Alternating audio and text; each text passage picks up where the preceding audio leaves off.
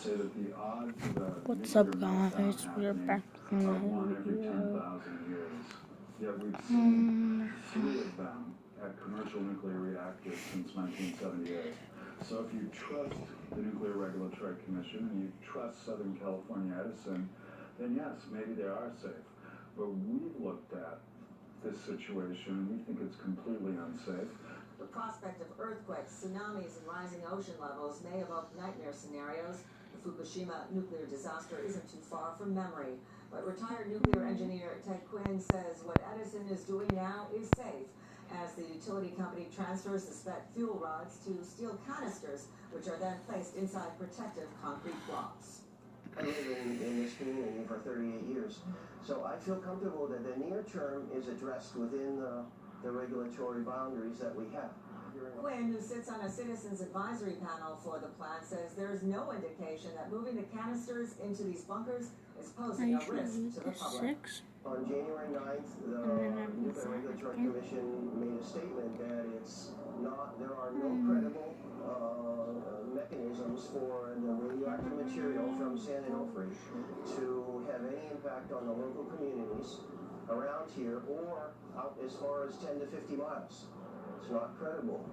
But what both the Watchdog Group and Southern California Edison do agree on is the need to find a long-term solution to get the waste out of San Diego County. That won't be easy. A nuclear waste site that was to open at Yucca Mountain in Nevada never opened because of political decisions made during the Obama administration. Right now, there is no place to move the millions of pounds of waste to a safer, more permanent resting ground. We'd like to see safer containers, safer location on the facility, because what we have is completely unacceptable. It is a seismic area. It has a ocean level that changes. We all feel that the fuel should move to sooner than currently scheduled. It is estimated that more than 3/4 of the nuclear waste will be ready to be transferred out of San Onofre here to another site. But the big question, of course, is where. At this point, federal lawmakers and nuclear regulators cannot give us an answer for that. We're live near San Onofre. I'm Sasha Fu. Back to you, Alan and Sandra. Sasha, thank you. Tonight, police are looking for the vandals responsible for defacing a Christopher Columbus statue in the South Bay Sunday morning. The paint is cleaned up now, but now some are calling to remove the statue altogether. KUSI's Denny Reverte has the story. Denny? It stood there for almost 3 decades, but the controversy swirling around the Christopher Columbus statue in Discovery Park in a Chula Vista neighborhood is growing loud. Some call it violent, but others say they want the statue removed because of what the explorer represents. This is how neighbors found a statue honoring Christopher Columbus Sunday morning. A sculpture that stands in the heart of a Chula Vista park. They don't have to come out and vandalize the statue. City crews quickly cleaned up the paint. They first used a pressure washer, and then they scrubbed it using a brush and cleaning solution. But the evidence of what happened is still there. You can still see red paint splattered on the ground, and the tint of red lingering on the statue. Valeria Corona walks her dog here often.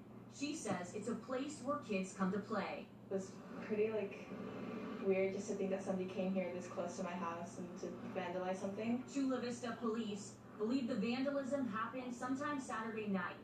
Red paint was poured over the top of the explorer's head, and the word genocide was spray painted on the base.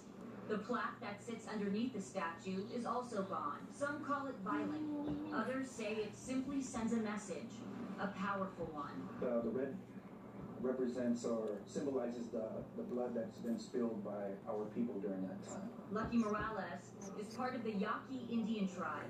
He doesn't condone the vandalism, but he agrees with the message. He says his people don't want these statues around because of what Columbus stands for, because of the way the colonists treated his native people. If anything, he brought genocide to these lands, and he's responsible for the annihilation of thousands of indigenous tribes, our ancestors. And why would we want to celebrate Columbus Day. It'd be like we're celebrating the murder of our ancestors. But the folks with Unico, a local Italian-American association, say Columbus represents their journey and they celebrate him. Christopher Columbus Day is an important part of Italian-American heritage.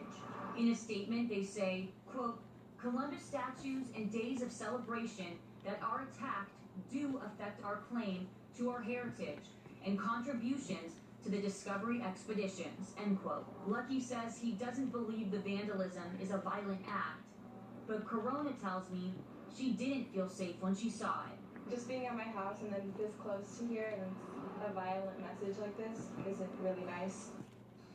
Chula Vista police say there's no leads about who vandalized the statue, but anyone with a tip is asked to call CVPD.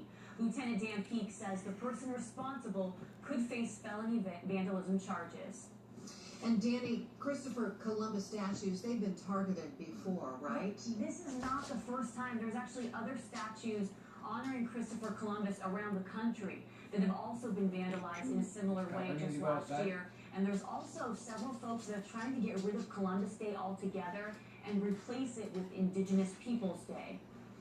All right. Well, I'm glad that they fixed some of the problem here at home. Fix some of the problem and still looking for the people responsible. So look at them. Good deal. Thank you, Danny.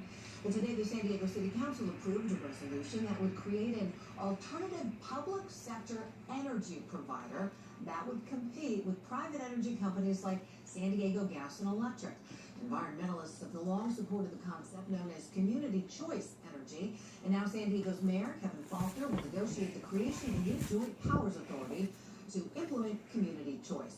He says it will lower energy costs and help San Diego reach its goal of 100% renewable energy by the year 2035. Here to talk more about how it all works and the recent adoption is Councilman Scott Sherman. Thank you for being here.